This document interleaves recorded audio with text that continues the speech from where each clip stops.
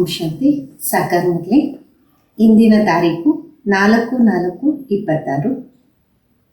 मीठे बच्चे, अनफ और बे को याद करो तो रमणीक बन जाएंगे.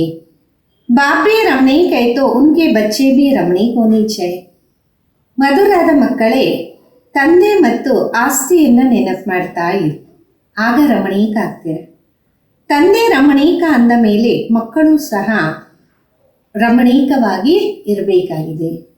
प्रश्न, देवताओं के चित्रों की कशिश सभी को क्यों होती? उसमें कौन सा विशेष गुण है?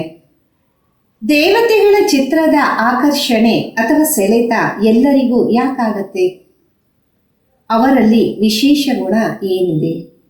ಉತ್ತರ ಆಗಿದೆ, देवताएं बहुत रमणीक और पवित्र हैं. रमणीकता के कारण उनके चित्रों की भी ಕಶಿಶ್ ಹೋತಿ. ದೇವತೆಗಳು ಬಹಳ ರಮಣೀಕ ಮತ್ತು ಪವಿತ್ರವಾಗಿದ್ದಾರೆ. ರಮಣೀಕತೆಯ ಕಾರಣ ಚಿತ್ರಗಳ ಆಕರ್ಷಣೆ ಆಗತ್ತೆ. देवताओं में पवित्रता का विशेष गुण है, जिस गुण के कारण ही अपवित्र मनुष्य झुकते रहते हैं. ದೇವತೆಗಳಲ್ಲಿ ಪವಿತ್ರತೆಯ ವಿಶೇಷ ಗುಣ ಇರುತ್ತೆ. ಆದ ಕಾರಣ, ಈ ಗುಣದ ಕಾರಣ ಅಪವಿತ್ರ ಮನುಷ್ಯರು ಅವರ ಮುಂದೆ ಬಗ್ತಾರೆ. ರಮಣೀಕ ಅವರೇ ಆಗ್ತಾರೆ ಯಾರಲ್ಲಿ ಸರ್ವ ದೈವಿ ಗುಣ ಇರುತ್ತೆ, ಯಾರು ಸದಾ ಖುಷಿಯಾಗಿ ಇರ್ತಾರೆ. ओम शांति. आत्माओं और परमात्मा का मेला कितना वंडर है. ऐसे बेहद के बाबा के तुम सब बच्चे हो तो बच्चे भी कितने रमणीक होनी चाहिए. ಆತ್ಮಗಳು ಮತ್ತು ಪರಮಾತ್ಮನ ಜಾತ್ರೆ ಎಷ್ಟು ವಂಡರ್ಫುಲ್ ಆಗಿದೆ. ಇಂತಹ ಅನಂತವಾದ ತಂದೆ ಮಕ್ಕಳು ತಾವಾಗಿದ್ದೀರ ಅಂದ ಮೇಲೆ ಮಕ್ಕಳು ಎಷ್ಟು ರಮಣೀಕವಾಗಿರಬೇಕಲ್ಲ. देवताएं भी रमणीक है परंतु ರಾಜ್ಯದಾನಿ है बहुत बड़ी. ದೇವತೆಗಳು ರಮಣೀಕ ಆಗಿದ್ದಾರೆ, ಆದರೆ ರಾಜ್ಯದಾನಿ ಬಹಳ ದೊಡ್ಡದಾಗಿದೆ. सब एक रस रमणीक हो नहीं सकते, फिर भी कोई कोई बच्चे बहुत रमणीक है जरूर. ಎಲ್ಲರೂ ಒಂದೇ ಸಮ ರಮಣೀಕ ಆಗಕ್ಕೆ ಸಾಧ್ಯ ಇಲ್ಲ, ಆದರೂ ಕೆಲವು ಮಕ್ಕಳು ಬಹಳ ರಮಣೀಕ ಖಂಡಿತವಾಗಿ ಇರ್ತಾರೆ. रमणीक कौन होते? जो सदैव खुशी में रहते, जिसमें दैवी गुण है. ರಮಣೀಕ ಯಾರಿರ್ತಾರೆ? ಯಾರಲ್ಲಿ ಸದಾ ಖುಷಿ ಇರುತ್ತೆ, ಅವರಲ್ಲಿ ದೈವಿ ಗುಣ ಇರುತ್ತೆ. ये राधा कृष्ण आदि रमणीक है, उनमें बहुत बहुत कशिश है ना. ಈ ರಾಧಾ ಕೃಷ್ಣ ಇವರಲ್ಲಿ ಬಹಳ ರಮಣೀಕತೆ ಇದೆ, ಇವರಲ್ಲಿ ಬಹಳಷ್ಟು ಸೆಳೆತ ಇದೆ ಅಲ್ಲ. कौन से कशिश? पवित्रता की, क्योंकि इनों की आत्मा भी पवित्र है तो शरीर भी पवित्र. ಯಾವ ಒಂದು ಸೆಳೆತ? ಪವಿತ್ರತೆ. ಯಾಕೆಂದರೆ ಇವರ ಆತ್ಮದಲ್ಲೂ ಪವಿತ್ರತೆ ಇದೆ, ದೇಹದಲ್ಲೂ ಪವಿತ್ರತೆ ಇದೆ. पवित्र आत्माएं अपवित्र को कशिश करती, उन्हों के चरणों में गिरती हैं. ಪವಿತ್ರ ಆತ್ಮಗಳು ಅಪವಿತ್ರ ಆತ್ಮಗಳನ್ನು ಸೆಳೆಯುತ್ತೆ, ಅವರ ಪಾದದಲ್ಲಿ ಬೀಳ್ತಾರೆ. कितनी उनमें ताकत है, बल सन्यासी है परंतु वो देवताओं के आगे जरूर झुकते. ಇಷ್ಟೊಂದು ಶಕ್ತಿ ಇದೆ. ಬಲೆ ಸನ್ಯಾಸಿಗಳಿರ್ಬೋದು, ಆದರೆ ದೇವತೆಗಳ ಮುಂದೆ ಬಗ್ಗುತ್ತಾರೆ. बल कोई कोई बहुत घमंडी होते, फिर भी देवताओं के आगे ಅಥವಾ ಶಿವ के आगे झुकेंगे जरूर. ಬಲೆ ಕೆಲವರು ಗಮಂಡಿಯಾಗಿ ಇರಬಹುದು, ಆದರೆ ದೇವತೆಗಳ ಮುಂದೆ, ಶಿವನ ಮುಂದೆ ಅವರು ಸಹ ಬಗ್ಗುತ್ತಾರೆ. देवताओं के चित्रों के आगे भी झुकते हैं, क्योंकि बाप भी रमणीक है तो बाबा के बने हुए देवी देवताएं भी रमणीक है, उनमें कशिश है पवित्रता. ದೇವತೆಗಳ ಚಿತ್ರದ ಮುಂದೆನೂ ಬಗ್ಗುತ್ತಾರೆ, ಯಾಕೆಂದರೆ ಬಾಬಾ ರಮಣೀಕ. ಬಾಬಾ ತಯಾರು ಮಾಡಿರುವಂತಹ ದೇವಿ ದೇವತೆಗಳು ರಮಣೀಕ ಆಗಿದ್ದಾರೆ, ಅವರಲ್ಲಿ ಪವಿತ್ರತೆಯ ಸೆಳೆತ ಇದೆ. वो कशिश उनके अभी तक भी चल रही है, जो जितना इनमें कशिश है उतने तुम्हारे में भी कशिश होनी चाहिए. जो समझते हैं हम ये लक्ष्मी नारायण बनेंगे. ಆ ಒಂದು ಸೆಳೆತ ಇಲ್ಲಿವರೆಗೂ ನಡೀತಾ ಬಂದಿದೆ. ಯಾರು ಎಷ್ಟು ಇವರಲ್ಲಿ ಆಕರ್ಷಣೆ ಇದೆ, ಸೆಳೆತ ಇದೆ, ನಿಮ್ಮಲ್ಲೂ ಸಹ ಅದೇ ರೀತಿ ಆಕರ್ಷಣೆ ಇರಬೇಕು. ತಾವು ತಿಳ್ಕೊಂಡಿದ್ದೀರಾ, ನಾವು ಲಕ್ಷ್ಮೀನಾರಾಯಣ ಆಗ್ತಾ ಇದ್ದೀವಿ. तुम्हारी इस समय की कशिश फिर अविनाशी हो जाती, सबकी नहीं होती. ನಿಮ್ಮ ಒಂದು ಸೆಳೆತ ಈಗ ಅವಿನಾಶಿ ಆಗುತ್ತೆ, ಆದರೆ ಎಲ್ಲರದೂ ಆಗೋದಿಲ್ಲ. नंबर वार तो है ना, भविष्य में जो ऊंच पद पाने वाले होंगे उनमें यहाँ ही कशिश होंगी, क्योंकि आत्मा पवित्र बन जाती. ಭವಿಷ್ಯದಲ್ಲಿ ಯಾರು ಉನ್ನತವಾದ ಪದವಿ ಪಡೆಯೋರು ಇರ್ತಾರೆ ಅವರಲ್ಲಿ ಇಲ್ಲೂ ಸಹ ಆಕರ್ಷಣೆ ಇರುತ್ತೆ, ಯಾಕೆಂದರೆ ಆತ್ಮ ಪವಿತ್ರ ಆಗುತ್ತೆ. तुम्हारे में जास्ती कशिश उनमें है जो काश याद की यात्रा में रहते, याद में पवित्रता जरूर है. ತಮ್ಮಲ್ಲೂ ಎಲ್ಲದಕ್ಕಿಂತ ಜಾಸ್ತಿ ಆಕರ್ಷಣೆ ನೆನಪಿನ ಯಾತ್ರೆಯಲ್ಲಿ ಇರಬೇಕು. ನೆನಪಿನಿಂದಲೇ ಪವಿತ್ರ ಖಂಡಿತ ಆಗ್ತೀರಾ. पवित्रता में कशिश है, पवित्रता की कशिश फिर पढ़ाई में भी कशिश ले आती. ಪವಿತ್ರತೆಯಲ್ಲೇ ಆಕರ್ಷಣೆ ಇದೆ. ಪವಿತ್ರತೆಯ ಆಕರ್ಷಣೆ ಮತ್ತೆ ವಿದ್ಯೆಯನ್ನು ಆಕರ್ಷಣೆ ಮಾಡುತ್ತೆ. ये तुमको अभी पता पड़ा, तुम उनके लक्ष्मी नारायण के एक्युपेशन को जानते. ಈಗ ನಿಮಗೆ ಇದು ಅರಿವಾಗಿದೆ, ಈ ಲಕ್ಷ್ಮೀ ನಾರಾಯಣ ಕರ್ತವ್ಯನೂ ಅರಿವಾಗಿದೆ. उन्होंने भी कितना बाबा को याद किया होगा, ये जो उन्होंने इतनी राजाई पाई ये जरूर राजयोग से ही पाया है.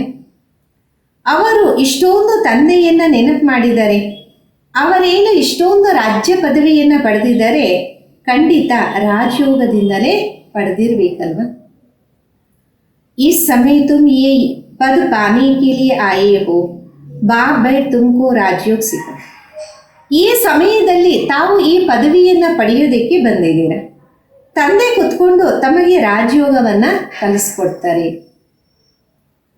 ये तो पक्का निश्चय कर यहाँ आए हो ना, बाप भी वही है, पढ़ाने वाला भी वही है. ಇದಂತೂ ಪಕ್ಕಾ ನಿಶ್ಚಯ ಮಾಡ್ಕೊಂಡು ಬಂದಿದ್ದೀರಲ್ಲ, ಬಾಬೂರು ಅವರೇ ಆಗಿದ್ದಾರೆ, ತಂದೆನೂ ಸಹ ಅವರೇ ಆಗಿದ್ದಾರೆ. ಓದಿಸುವಂತವರು ಅವರೇ ಆಗಿದ್ದಾರೆ. साथ में वही ले जाने वाला तो जो गुण सदैव रहने चाहिए. ಜೊತೆಯಲ್ಲಿ ಖಂಡಿತ ಅವರೇ ಕರ್ಕೊಂಡು ಹೋಗ್ತಾರೆ ಅಂದಮೇಲೆ ಸದಾ ಗುಣಗಳು ಜೊತೆಯಲ್ಲಿರಬೇಕು. सदैव अर्षित मुख रहो, सदैव अर्षित तब रहेंगे जब बाबा अलग की याद में रहेंगे. ಸದಾ ಅರ್ಷಿತ ಮುಖರಾಗಿರಿ. ಸದಾ ಅರ್ಷಿತ ಮುಖ ಆವಾಗಿರಕ್ಕೆ ಸಾಧ್ಯ ಯಾವಾಗ ತಂದೆಯನ್ನ ನೆನಪು ಮಾಡ್ತೀರಾ. तब बे की भी याद रहेंगी और इससे रमणीक भी बहुत होंगे. तुम बच्चे जानते हो हम यहाँ रमणीक बन फिर भविष्य में ऐसे रमणीक बन. ಆಗ ಮಾತ್ರ ನೆನಪಿರಲಿ, ನಾವು ರಮಣೀಕ ಬಹಳ ಆಗ್ತೀವಿ. ಮಕ್ಕಳಿಗೆ ಗೊತ್ತಿದೆ, ಇಲ್ಲಿ ನಾವು ರಮಣೀಕ ಆದಾಗ ಭವಿಷ್ಯದಲ್ಲೂ ರಮಣೀಕ ಆಗೇ ಆಗ್ತೀವಿ. यहाँ की पढ़ाई अमरपुरी में ले जाती है, ये सच्चा बाबा तुमको सच्ची कमाई कराए. ಈ ಒಂದು ವಿದ್ಯೆ ನಮ್ಮನ್ನ ಅಮರಪುರಿಯ ಕಡೆಗೆ ಕರ್ಕೊಂಡೋಗುತ್ತೆ. ಸತ್ಯವಾದ ತಂದೆ ನಮಗೆ ಸತ್ಯವಾದ ಸಂಪಾದನೆಯನ್ನ ಮಾಡಿಸ್ತಾ ಇದ್ದಾರೆ. ये सच्ची कमाई साथ चलती 21 जन्म के लिए, फिर भक्ति मार्ग में जो कमाई करते वो तो है ही अल्पकाल सुख के. ಈ ಸತ್ಯವಾದ ಸಂಪಾದನೆ ಜೊತೆ ಹೋಗುತ್ತೆ 21 ಜನ್ಮಕ್ಕೋಸ್ಕರ. ಮತ್ತೆ ಭಕ್ತಿ ಮಾರ್ಗದಲ್ಲಿ ಏನೆಲ್ಲ ಸಂಪಾದನೆ ಮಾಡ್ತೀರಾ ಅದಾಗಿದೆ ಅಲ್ಪ ಕಾಲದ ಸುಖಕ್ಕೋಸ್ಕರ. वो कोई सदैव नहीं देते हैं तो इस पढ़ाई में बच्चों को बड़ा खबरदार रहना चाहिए. ಅದಂತೂ ಸದಾ ಜೊತೆಯಲ್ಲಿ ಇರೋದಿಲ್ಲ. ಈ ವಿದ್ಯೆಯಲ್ಲಿ ಮಕ್ಕಳು ಬಹಳ ಎಚ್ಚರಿಕೆಯಿಂದ ಇರಬೇಕು. तुम हो साधारण, तुमको पढ़ाने वाला बिल्कुल साधारण रूप में है तो पढ़ने वाले भी साधारण ही रहेंगे. ತಾವಂತೂ ಸಾಧಾರಣ ಆಗಿದ್ದೀರಾ, ತಮಗೆ ಓದಿಸುವಂಥವರು ಬಿಲ್ಕುಲ್ ಸಾಧಾರಣ ಆಗಿದ್ದಾರೆ. ಓದುವಂಥವರು ಸಾಧಾರಣನೇ ಇರಬೇಕಲ್ಲ. नहीं तो लज्जा आएंगे, हम ऊंच कपड़े कैसे पहने, हमारे मम्मा बाबा कितना साधारण है तो हम भी साधारण है. ಇಲ್ಲ ಅಂದರೆ ನಾಚಿಕೆ ಬರುತ್ತೆ. ನಾವು ಉನ್ನತವಾದ ವಸ್ತ್ರವನ್ನು ಯಾವ ರೀತಿ ಧಾರಣೆ ಮಾಡೋದು? ನಮ್ಮ ಮಮ್ಮ ಬಾಬಾ ಎಷ್ಟು ಸಾಧಾರಣ ಇದ್ದರೆ ನಾವು ಸಹ ಸಾಧಾರಣವಾಗಿ ಇರಬೇಕಾಗಿದೆ. ये क्यों साधारण रहते? क्योंकि वनवाह में है. अभी तुमको जाना है जहाँ कोई शादी नहीं कर. ಇಲ್ಲಿ ತಾವು ವನವಾಹದಲ್ಲಿದ್ದೀರಿ, ಈಗ ತಾವು ಹೊರಡಬೇಕಾಗಿದೆ. ಇಲ್ಲಿ ಮದುವೆ ಮಾಡೋ ಮಾತೇ ಇಲ್ಲ. वो लोग जब शादी करते कुमारी वनवाह में रहती, जैसे मैले कपड़े पहनते, तैल आदि लगाते, क्योंकि ससुर घर जाती है. ಹೊರಗಡೆ ಜನ ಮದುವೆ ಮಾಡಿದಾಗ ಕುಮಾರಿಗೆ ವನವಾಹದಲ್ಲಿ ಕೂರಿಸ್ತಾರೆ. ಮೈಲಿಗೆ ಬಟ್ಟೆಯನ್ನು ಹಾಕಿ ಎಣ್ಣೆಯನ್ನು ತಿಕ್ಕಿ ತಯಾರು ಮಾಡ್ತಾರೆ. ಯಾಕೆಂದರೆ ಅತ್ತೆ ಮನೆಗೆ ಹೋಗ್ತಾರಲ್ಲ. ब्राह्मण द्वारा सगाई होती, तुमको भी जाना है ससुर घर. रावणपुरी से रामपुरी ಅಥವಾ ವಿಷ್ಣುಪುರಿ में जाना. ಬ್ರಹ್ಮ ಮುಖಾಂತರ ನಿಮಗೆ ಮದುವೆ ಆಗತ್ತೆ. ತಾವು ಸಹ ಹೋಗ್ತೀರಾ ಅತ್ತೆ ಮನೆಗೆ. ರಾವಣಪುರಿಯಿಂದ ರಾಮಪುರಿ ಅಥವಾ ವಿಷ್ಣುಪುರಿಗೆ ಹೋಗಬೇಕಾಗಿದೆ. तो ये वनवाह का रिवाज इसलिए रखा कि कोई भी अभिमान देह का व कपड़े आदि का ना. ಈ ವನವಾಹದ ನಿಯಮ ಇದಕ್ಕೋಸ್ಕರ ಇಡಲಾಗಿದೆ. ಯಾಕೆಂದರೆ ಯಾವುದೇ ದೇಹದ ಅಭಿಮಾನ, ವಸ್ತ್ರದ್ದು ಏನು ಬರಬಾರ್ದಾಗಿದೆ. किसको हल्का साड़ी है, दूसरों को देखते इनके पास तो ऊंची साड़ी है, तो क्या चलता सोचते हैं कि ये तो वनवाह में है नहीं. ಯಾರಿಗಾದರೂ ಸಾಧಾರಣವಾದಂತಹ ಸೀರೆ ಇರಬಹುದು, ಮತ್ತೊಬ್ಬರನ್ನ ನೋಡ್ತಾರೆ ಇವರ ಹತ್ರ ಉನ್ನತವಾದಂಥ ವಸ್ತ್ರ ಇದೆ, ಆಲೋಚನೆ ನಡೆಯುತ್ತೆ. ಅದಕ್ಕೋಸ್ಕರ ಅವ್ರು ಅನ್ಕೊಂತಾರೆ ಇವರಂತೂ ವನವಾಹದಲ್ಲಿ ಇಲ್ಲ. लेकिन तुम वनवाह में ऐसे साधारण रहते हुए कोई को इतना ऊंच ज्ञान दो, इतना नशा चढ़ा हुआ हो तो उससे भी तीर लग जाए. ಆದರೆ ತಾವು ವನವಾಹದಲ್ಲಿದ್ದು ಸಾಧಾರಣವಾಗಿದ್ದು ಯಾರಿಗಾದರೂ ಉನ್ನತವಾದ ಜ್ಞಾನವನ್ನು ನೀಡಿ, ಅಷ್ಟೊಂದು ನಶೆಯನ್ನು ಬೆಳೆಸಿ, ಆಗ ಅವರಿಗೂ ತೀರ ಅಂದರೆ ಬಾಣ ನಾಟತ್ತೆ.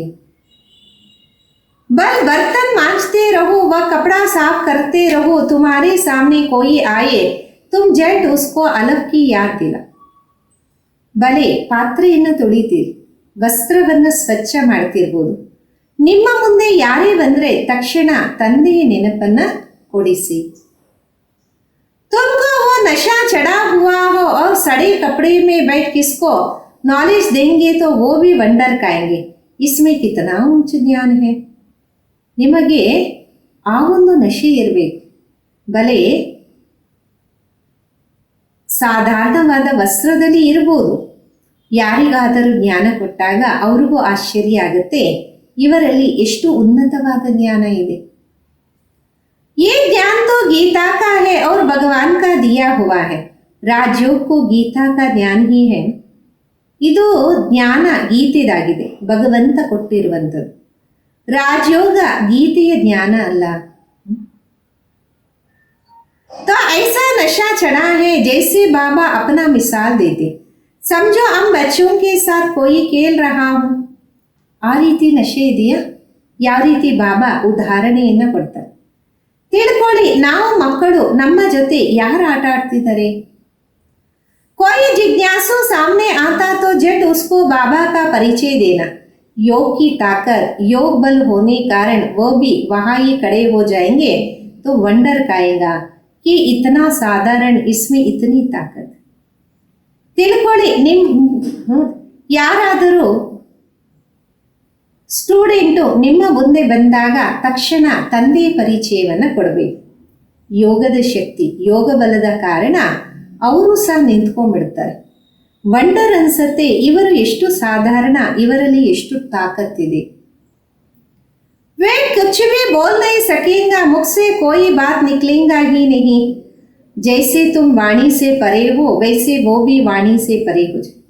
ಅವ್ರು ಏನು ಮಾತಾಡಲ್ಲ, ಬಾಯಲ್ಲಿ ಮಾತೇ ಬರಲ್ಲ. ಯಾವ ರೀತಿ ತಾವು ಶಬ್ದದಿಂದ ಅತೀತರಾಗಿರ್ತೀರ ಅದೇ ರೀತಿ ಅವರು ಸಹ ಶಬ್ದದಿಂದ ಅತೀತರಾಗ್ತಾರೆ. ये नशा अंदर में होना चाहिए. कोई भी भाई अथवा बहन आए तो उनको एकदम कड़ा करके विश्व का मालिक बनाने के मत दे सकते. ಈ ಒಂದು ನಶೆ ಆಂತರ್ಯದಲ್ಲಿ ಇರಬೇಕು. ಯಾರೇ ಸಹೋದರ ಅಥವಾ ಸಹೋದರಿ ಬಂದಾಗ ಏಕ್ದಮ್ ನಿಂತು ವಿಶ್ವದ ಮಾಲೀಕರಾಗುವ ಮತವನ್ನ ನೀಡಬೇಕಾಗಿದೆ. अंदर में इतना नशा होना चाहिए, अपने लगन में खड़े हो जाना चाहिए. ಆಂತರ್ಯದಲ್ಲಿ ಅಷ್ಟೊಂದು ನಶೆ ಇರಬೇಕು, ತಮ್ಮ ಆಸಕ್ತಿಯಿಂದ ಎದ್ದು ನಿಲ್ಲಬೇಕಾಗಿದೆ. बाप सदैव कहते तुम्हारे पास ज्ञान तो है परंतु योग का जौहर नहीं. प्यूरिटी और योग में रहने से जौहर आते. ತಂದೆ ಸದಾ ತಿಳಿಸ್ತಾರೆ ತಮ್ಮ ಹತ್ರ ಜ್ಞಾನ ಅಂತೂ ಇದೆ, ಆದರೆ ಯೋಗದ ತೀಕ್ಷ್ಣತೆ ಇಲ್ಲ. ಪವಿತ್ರತೆ ಮತ್ತು ನೆನಪಿನಿಂದ ತೀಕ್ಷ್ಣತೆ ಬರುತ್ತೆ. ಯಾತ್ರೆ ಯಾತ್ರಾ ಸೆ ತುಮ್ ಪವಿತ್ರ ಬಂತೆ ಹೋ, ತಾಕತ್ ಮಿಲ್ತಿ. ನೆನಪಿನ ಯಾತ್ರೆಯಿಂದ ತಾವು ಪವಿತ್ರ ಆಗ್ತೀರಾ, ತಾಕತ್ ಸಿಗುತ್ತೆ. ज्ञान तो है धन की बात. जैसे स्कूल में पढ़कर MA BA आदि करते तो इतना फिर पैसा मिलता. ಜ್ಞಾನ ಆಗಿದೆ ಧನದ ಮಾತು. ಯಾರದೇ ಸ್ಕೂಲಲ್ಲಿ ಓದಿ MA BA ಆದಿ ಆಗ್ತಾರೆ, ಅಷ್ಟೇ ಅವರಿಗೆ ಧನ ಸಿಗತ್ತೆ. यहाँ की दूसरी बात है, भारत का प्राचीन राज्यों मशहूर है ये है याद. ಇಲ್ಲಿ ಮತ್ತೊಂದು ಮಾತಾಗಿದೆ, ಭಾರತದ ಪ್ರಾಚೀನ ರಾಜಯೋಗ ಸಿದ್ಧ ಆಗಿದೆ, ಪ್ರಸಿದ್ಧಿಯಾಗಿದೆ. ಇದಾಗಿದೆ ನೆನಪು. बाबा सर्वशक्तिवान है तो बच्चों को बाप से शक्ति मिलती. बच्चों को अंदर में रहने चाहिए. हम आत्माएं बाबा की संतान है, परंतु बाबा जितने हम पवित्र नहीं हैं अब बनना है. ಬಾಬಾ ಸರ್ವಶಕ್ತಿವಂತ ಅಂದ ಮೇಲೆ ಮಕ್ಕಳಿಗೂ ತಂದೆಯಿಂದ ಶಕ್ತಿ ಸಿಗತ್ತೆ. ಮಕ್ಕಳ ಆಂತರ್ಯದಲ್ಲಿ ಇರಬೇಕು, ನಾವು ಆತ್ಮಗಳು ತಂದೆಯ ಸಮಾನ, ಆದರೆ ತಂದೆಯಷ್ಟು ಪವಿತ್ರ ಅಲ್ಲ. ಈಗ ಆಗ್ತಾ ಇದ್ದೀವಿ, ಆಗ್ತೀವಿ. ಆಗ ಹೈ ಏಮ್ ಆಬ್ಜೆಕ್ಟ್ ಯೋಗ ಸಹಿ ತುಮ್ ಪವಿತ್ರ ಬಂತೇವೋ. ಇದಾಗಿದೆ ನಮ್ಮ ಲಕ್ಷ್ಯ. ಯೋಗದಿಂದಲೇ ತಾವು ಪವಿತ್ರ ಆಗ್ತೀರಾ. जो अनन्य बच्चे वो सारा दिन यही ख्याल करते रहेंगे. कोई भी आए तो उनको हम रास्ता बताए, तरस आना चाहिए, बिचारे अंधे हैं. ಯಾರು ಅನನ್ಯ ಮಕ್ಕಳಾಗಿದ್ದರೆ ಇಡೀ ದಿನ ಇದೇ ಆಲೋಚನೆ ಬರ್ತಾ ಇರಬೇಕು. ಯಾರೇ ಬಂದರೂ ಅವರಿಗೆ ದಾರಿಯನ್ನು ತಿಳಿಸಬೇಕು, ದಯೆ ಬರಬೇಕಾಗಿದೆ, ಪಾಪ ಕುರುಡರಾಗಿದ್ದಾರೆ. अंधों को लाठी पकड़कर ले जाते हैं ना, ये सब अंधे है, ज्ञान चक्षु है. ಕುರುಡರು ಊರುಗೋಲನ್ನ ಇಟ್ಕೊಂಡು ಹೋಗ್ತಾರಲ್ಲ, ಇವರೆಲ್ಲರೂ ಕುರುಡರಾಗಿದ್ದಾರೆ, ಜ್ಞಾನದ ನೇತ್ರ ಇಲ್ಲ. अभी तुमको ज्ञान का तीसरा नेत्र मिलता तो सब कुछ जान गए हो. सारे सृष्टि के आदि मध्य अंत को अभी हम जान. ಈಗ ತಮಗೆ ಜ್ಞಾನದ ಮೂರನೇ ನೇತ್ರ ಸಿಕ್ಕಿದೆ, ಎಲ್ಲವನ್ನ ಅರ್ಥ ಮಾಡ್ಕೊಂಡಿದ್ದೀರಾ. ಇಡೀ ಸೃಷ್ಟಿಯ ಆದಿ ಮಧ್ಯ ಅಂತ್ಯವನ್ನ ಈಗ ಅರ್ಥ ಮಾಡ್ಕೊಂಡಿದ್ದೀರಾ. ये सब भक्ति मार्ग की बातें हैं. तुमको पहले भी पता था क्या कि ईयर नो इविल सी नो हिविल ये चित्र क्यों बना है. ಇವೆಲ್ಲ ಭಕ್ತಿ ಮಾರ್ಗದ ಮಾತುಗಳು. ತಮಗೇನಾದರೂ ಮೊದಲು ಗೊತ್ತಿತ್ತಾ? ಕೆಟ್ಟದ್ದು ಕೇಳಬಾರ್ದು, ಕೆಟ್ಟದ್ದು ನೋಡಬಾರ್ದು. ಈ ಚಿತ್ರಗಳು ಏನಕ್ಕೆ ತಯಾರು ಮಾಡಿದ್ದಾರೆ? दुनिया में कोई भी इसका अर्थ नहीं समझते. तुम अभी जानते हो, जैसे बाप नॉलेजफुल तुम उनके बच्चे भी अब नॉलेजफुल बनो. ಪ್ರಪಂಚದಲ್ಲಿ ಯಾರಿಗೂ ಇದರ ಅರ್ಥ ಗೊತ್ತಿಲ್ಲ, ಈಗ ನಿಮಗೆ ಗೊತ್ತಾಗಿದೆ. ಯಾವ ರೀತಿ ಬಾಬಾ ಜ್ಞಾನವಂತರಾಗಿದ್ದಾರೆ ಆ ರೀತಿ ತಾವು ಮಕ್ಕಳು ಈಗ ಜ್ಞಾನವಂತರು ಆಗ್ತಾ ಇದ್ದೀರಾ. नंबरवार पुरुषार्थ अनुसार कोई को तो बहुत नशा चढ़ा है. ನಂಬರ್ವಾರ್ ಪುರುಷಾರ್ಥ ಆಗ್ತಾ ಇದೆ. ಕೆಲವರಿಗಿಂತಲೂ ಬಹಳಷ್ಟು ನಶೆ ಇರುತ್ತೆ. वह बाबा का बच्चा बनकर और बाबा से पूरा वर्षा नहीं लिया तो बच्चा बनकर क्या किया, रोज रात को अपना पोता ಮೇಲ್ देख. ವಾ, ತಂದೆಯ ಮಗುವಾಗಿದ್ದು ತಂದೆಯಿಂದ ಪೂರ್ತಿ ಆಸ್ತಿ ಪಡೆದಿಲ್ಲ ಅಂದ್ರೆ ತಂದೆಯ ಮಗುವಾಗಿ ಏನ್ ಮಾಡಿದ್ವಿ? ಪ್ರತಿದಿನ ತಮ್ಮ ಲೆಕ್ಕಾಚಾರವನ್ನ ನೋಡ್ಕೋಬೇಕಾಗಿ. बाबा व्यापारी है ना, ವ್ಯಾಪಾರಿಯೋ ಕೋ ಪೋತಾ ಮೇಲ್ ನಿಕಾಲ್ನಾ ಸಹಜ ಹೋತಾ. ತಂದೆ ವ್ಯಾಪಾರಿ ಆಗಿದ್ದಾರಲ್ಲ, ವ್ಯಾಪಾರಿಗಳಿಗೆ ಲೆಕ್ಕಾಚಾರ ತೆಗೆಯೋದು ಬಹಳ ಸಹಜ ಅನ್ಸುತ್ತೆ. गवर्नमेंट सर्वेंट को पोता मेल निकालना नहीं आता, ना वो सौदागर होते, ವ್ಯಾಪಾರಿ ಲೋಗ್ ಅಚ್ಚಾ ಸಮಜ್ತೆ. ಗೌರ್ಮೆಂಟ್ ಕೆಲಸದವರಿಗೆ ಲೆಕ್ಕಾಚಾರ ತೆಗೆಯಕ್ ಬರಲ್ಲ, ಅವರು ವ್ಯಾಪಾರನೂ ಮಾಡಲ್ವಲ್ಲ, ವ್ಯಾಪಾರಿಗಳಿಗೆ ಚೆನ್ನಾಗಿ ಅರ್ಥ ಆಗತ್ತೆ. तुम व्यापारी हो, तुम अपने नफे अनुसार को समझते हो, रोज खाता देखो. ತಾವಂತೂ ವ್ಯಾಪಾರಿ ಆಗಿದ್ದೀರಾ, ನಿಮ್ಮ ಲೆಕ್ಕಾಚಾರವನ್ನ ನೀವು ಅರ್ಥ ಮಾಡ್ಕೊಂಡಿದ್ದೀರಾ. ಪ್ರತಿದಿನ ಖಾತೆಯನ್ನ ನೋಡಿ. ಮುರೀದ್ ಸಂಭಾಲೋ, ಗಾಟಾ ಹೇ ಯಾ ಫೈನಾ ಹೇ, ಸೌದಾಗರ್ ಹೇನ. ಲೆಕ್ಕಾಚಾರವನ್ನ ಸಂಭಾಲನೆ ಮಾಡಿ, ಲಾಭನ ನಷ್ಟನ, ವ್ಯಾಪಾರಿಗಳಾಗಿದ್ದೀರಲ್ಲ. ಗಾಯನ್ ಮೇ ಹೇ ಬಾಪ್ ಸೌದಾಗರ್ ರತ್ನಾಗರ್, ಅವಿಶ್ನಾಶಿ ಜ್ಞಾನ್ ರತ್ನೋಂ ಕಾ ಸೌದಾ ದೇ. ಗಾಯನನೂ ಇದೆ, ತಂದೆ ರತ್ನಾಗರ ಮತ್ತೆ ವ್ಯಾಪಾರಿ ಅಂತ. ಅವಿನಾಶಿ ಜ್ಞಾನ ರತ್ನಗಳ ವ್ಯಾಪಾರವನ್ನ ಮಾಡ್ತಿದ್ದಾರೆ. ये भी तुम समझते हो, नंबरवार पुरुषार्थ अनुसार सब कोई शुरूढ़ बुद्धि है ही नहीं, एक कान से सुनते फिर दूसरे से निकल जाता. ಇದು ಸಹ ತಮಗೆ ಗೊತ್ತಿದೆ. ನಂಬರ್ವಾರ್ ಪುರುಷಾರ್ಥ ಅನುಸಾರ ಎಲ್ಲರೂ ತೀಕ್ಷ್ಣ ಬುದ್ಧಿಯವರಂತೂ ಅಲ್ಲ. ಕೆಲವರು ಒಂದು ಕಿವಿಯಿಂದ ಕೇಳಿ ಮತ್ತೊಂದು ಕಿವಿಯಿಂದ ತೆಗೆದಾಕ್ಬಿಡ್ತಾರೆ. ಜೋಲಿ ಮೇ ಛೇದ್ ಸೆ ನಿಕಲ್ ಜಾತಾ, ಜೋಲಿ ಬರ್ತಾ ಹಿ ನಹಿ.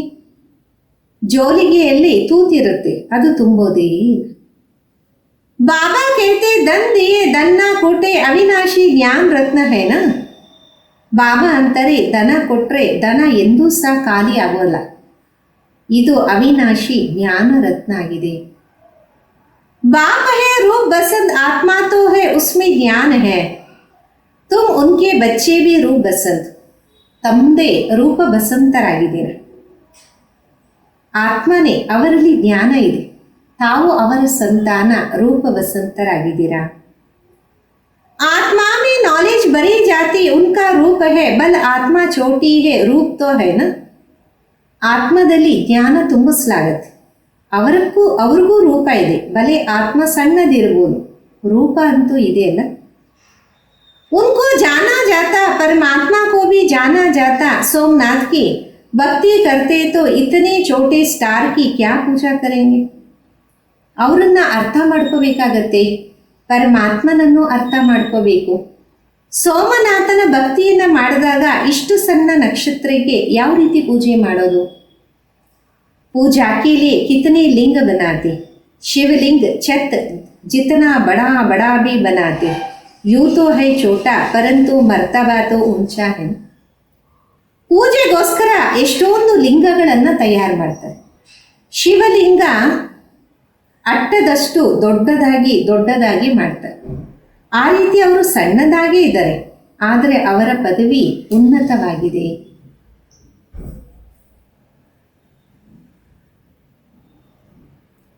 बाबा ने कलब पहले भी कहा था, इन जब तक आदि से कोई प्राप्ति नहीं होती, ये सब करते नीचे ही गिरते आए. ತಂದೆ ಕಲ್ಪದ ಹಿಂದೆನೂ ತಿಳಿಸಿದ್ರು, ಈ ಜಪ ತಪ ಇದೆಲ್ಲ ಮಾಡೋದ್ರಿಂದ ಏನೇ ಪ್ರಾಪ್ತಿ ಆಗಲ್ಲ, ಇದರಿಂದ ಇನ್ನೂ ಕೆಳಗಡೆ ಇಳಿತಾ ಬರ್ತೀರಾ. सीढ़ी नीचे उतरते तुम्हारी तो अब सीढ़ी चढ़ती कला है.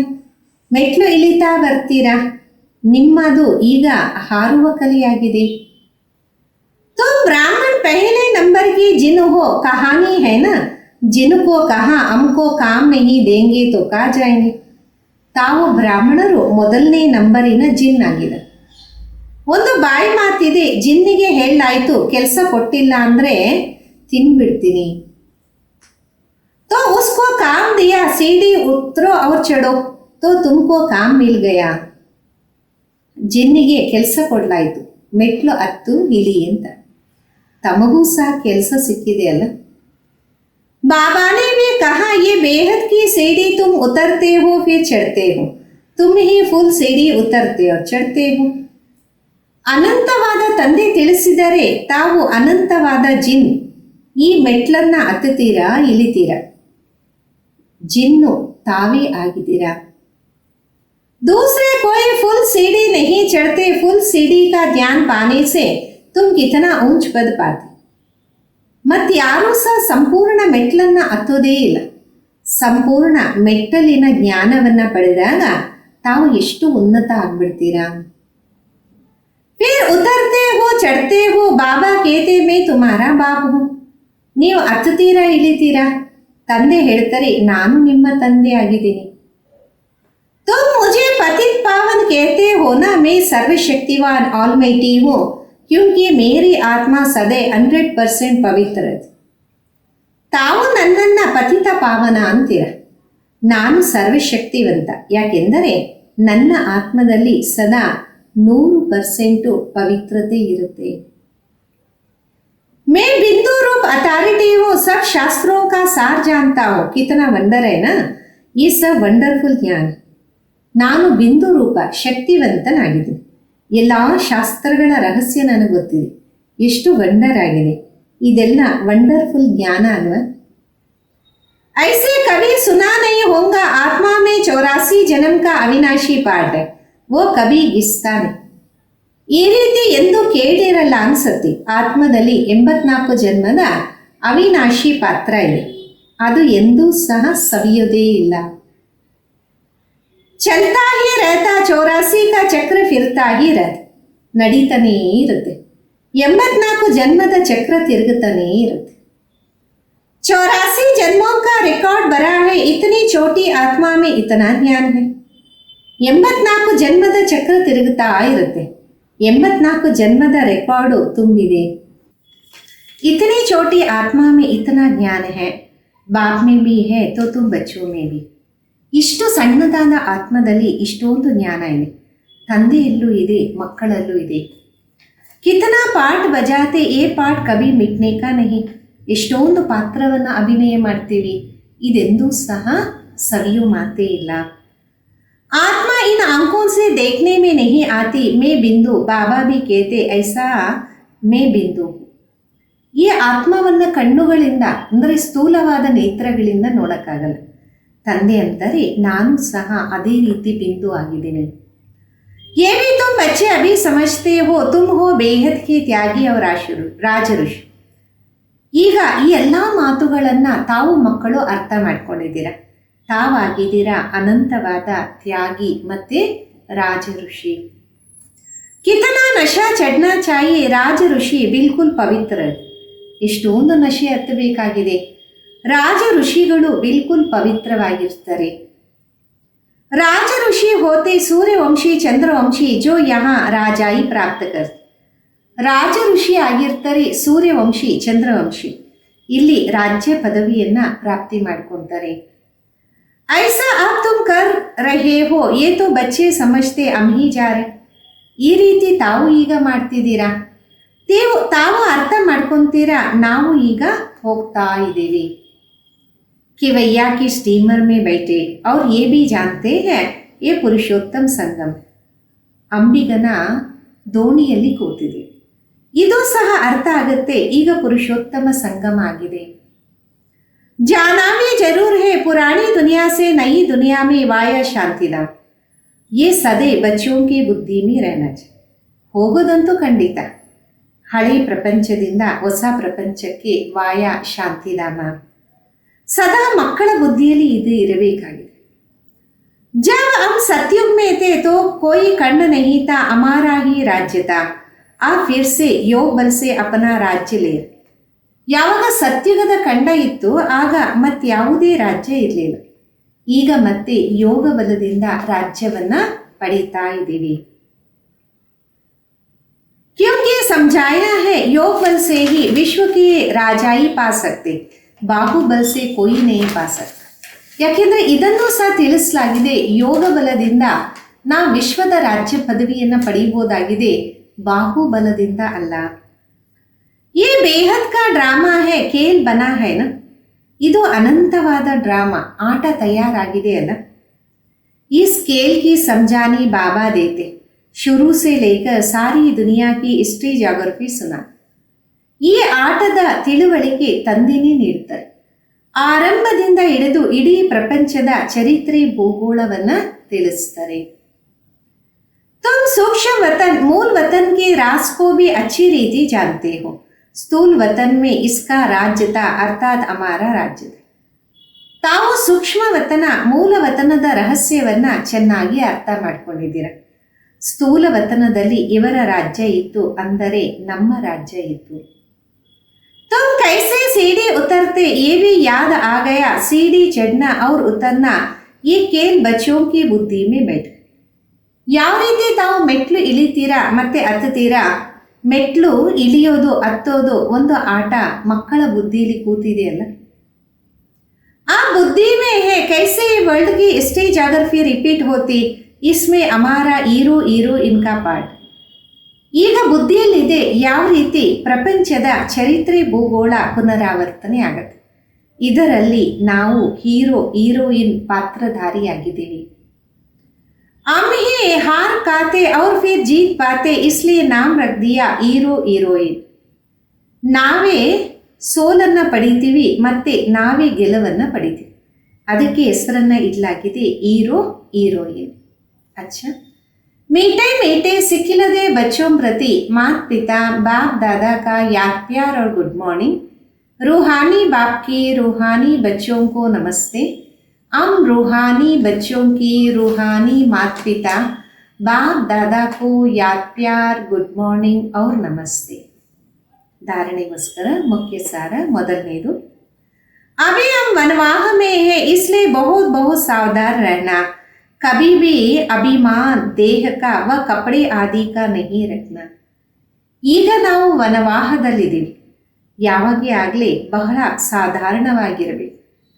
ಯಾವುದೇ ಪ್ರಕಾರದ ಅಭಿಮಾನ ದೇಹದ ವಸ್ತ್ರದ ಯಾವುದೇ ಇರಬಾರ್ದಾಗಿದೆ. कोई भी कर्म करते बाबा की याद का नशा चढ़ा है. ಯಾವುದೇ ಕರ್ಮವನ್ನ ಮಾಡ್ತಿದ್ರು ತಂದೆಯ ನೆನಪಿನ ನಶೆ ಸದಾ ಹತ್ತಿರಬೇಕಾಗಿದೆ. ಎರಡನೇದು, हम बेहद के त्यागी राशि ऋषि है. इसी नशे में पवित्र बनना. ज्ञान धन से भरपूर बन दान कर. ನಾವು ಅನಂತವಾದ ತ್ಯಾಗಿ ರಾಜ ಋಷಿಯಾಗಿದೆ. ಇದೇ ಒಂದು ನಶೆಯಲ್ಲಿ ಇರಬೇಕು, ಪವಿತ್ರರಾಗಬೇಕು. ಜ್ಞಾನಧನದಿಂದ ತುಂಬಿದ್ದು ದಾನವನ್ನ ಮಾಡಬೇಕಾಗಿದೆ. ಸಚ್ಚಾ ಸಚ್ಚಾ ಸೌದಾಗರ್ ಬನ್ ಅಪನಾ ಪೋತಾ ಮೇಲ್ ರಖ್ನಾ ಹೈ. ಸತ್ಯವಾದ ವ್ಯಾಪಾರಿಯಾಗಿ ನಮ್ಮ ಲೆಕ್ಕಾಚಾರವನ್ನ ಇಡಬೇಕಾಗಿದೆ. ವರದಾನ, स्वयं को सेवादारी समझकर झुकने और सर्व को झुकाने वाले निमित्त और निर्माण चित्त. ಸರ್ವರನ್ನ ಸೇವಾದಾರಿ ಅಂತ ತಿಳಿದು ಬಗ್ಗುತ್ತಾ ಸರ್ವರನ್ನ ಬಗ್ಗಿಸುವಂಥವರು ನಿಮಿತ್ತ ಮತ್ತು ನಿರ್ಮಾಣ ಚಿತ್ತ ಭವ. निमित्त उसे कहा जाता जो अपने हर संकल्प व कर्म को बाबा के आगे अर्पण कर देता. ನಿಮಿತ್ತ ಅಂತ ಅವರಿಗೆ ತಿಳಿಸಲಾಗತ್ತೆ ಯಾರು ತಮ್ಮ ಪ್ರತಿಯೊಂದು ಸಂಕಲ್ಪ ಕರ್ಮವನ್ನ ತಂದೆಯ ಮುಂದೆ ಅರ್ಪಣೆಯನ್ನ ಮಾಡ್ತಾರೆ.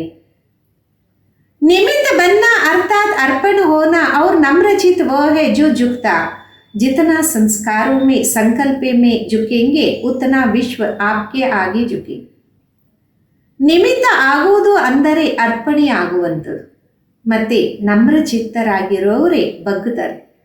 ಎಷ್ಟು ಸಂಕಲ್ಪಗಳಲ್ಲಿ ಮತ್ತೆ ಸಂಸ್ಕಾರಗಳಲ್ಲಿ ನಾವು ಬಗ್ಗುತ್ತೀವಿ, ವಿಶ್ವ ತಮ್ಮ ಮುಂದೆ ಬಗ್ಗುತ್ತೆ. झुकना अर्थात झुकाना ये संकल्प भी ना हो कि दूसरे भी हमारे आगे कुछ तो झुके. ಬಗ್ಗೋದು ಅಂದರೆ ಬಗ್ಸೋಂಥದ್ದು. ಸಂಕಲ್ಪದಲ್ಲೂ ಬರಬಾರ್ದಾಗಿದೆ ಬೇರೆಯವರು ನಮ್ಮ ಮುಂದೆ ಸ್ವಲ್ಪ ಆದರೂ ಬಗ್ಗಲಿ.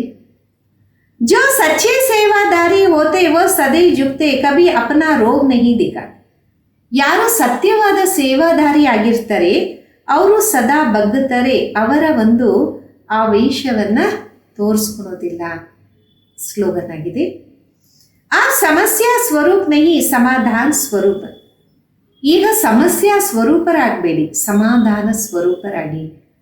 ಅವ್ಯಕ್ತ ಇಶಾರೆ, महान बनने के लिए मधुरता और नम्रता का गुण धारण करो. ಮಹಾನ ಆಗಕ್ಕೋಸ್ಕರ ಮಧುರತೆ ಮತ್ತು ನಮ್ರತೆಯ ಗುಣವನ್ನು धारणे ಮಾಡಿ. आप महान आत्माओं का हर मनसा संकल्प हर आत्मा के प्रति मधुर हो महान. ತಾವು ಮಹಾನ್ ಆತ್ಮಗಳು ತಮ್ಮ ಮನಸ ಸಂಕಲ್ಪದಿಂದ ಪ್ರತಿಯೊಂದು ಆತ್ಮದ ಪ್ರತಿ ಮಧುರತೆ ಮಹಾನತೆ ಇರಲಿ. जैसे बाबा का स्वभाव सदा हर आत्मा के प्रति कल्याण व रहम की भावना का है. ಯಾವ ರೀತಿ ತಂದೆಯ ಸ್ವಭಾವ ಸದಾ ಪ್ರತಿಯೊಂದು ಆತ್ಮದ ಪ್ರತಿ ಕಲ್ಯಾಣ ಮತ್ತು ಕರುಣಾ ಭಾವನೆ ಇರುತ್ತೆ. हर एक को ऊंच उठाने का मधुरता और निर्माणता का. ಪ್ರತಿಯೊಬ್ಬರನ್ನ ಮೇಲೆ ಎತ್ತುವಂತಹ ಮಧುರತೆ ಮತ್ತೆ ನಿರ್ಮಾಣತೆ ಇದೆ. ऐसे अपना स्वभाव बनाओ. अगर तेज बोलने का आवेश में आने का स्वभाव है तो ये भी ब्राह्मण जीवन में बहुत बड़ा विघ्न है. अब ऐसे स्वभाव का परिवर्तन करो. ಈ ರೀತಿ ತಮ್ಮ ಸ್ವಭಾವವನ್ನು ಮಾಡಿಕೊಳ್ಳಿ. ತಿಳ್ಕೊಳ್ಳಿ, ತೀಕ್ಷ್ಣವಾಗಿ ಮಾತಾಡುವಂತಹ ಆವೇಶದಲ್ಲಿ ಬಂದು ಮಾತಾಡುವಂತಹ ಸ್ವಭಾವ ಇದ್ದರೆ ಬ್ರಾಹ್ಮಣ ಜೀವನದಲ್ಲಿ ಇದು ಬಹಳ ದೊಡ್ಡ ವಿಘ್ನ ಆಗ್ಬಿಡುತ್ತೆ. ಈಗ ಇಂತಹ ಸ್ವಭಾವದ ಪರಿವರ್ತನೆಯನ್ನು ಮಾಡಿಕೊಳ್ಳಿ. ಓಂ ಶಾಂತಿ.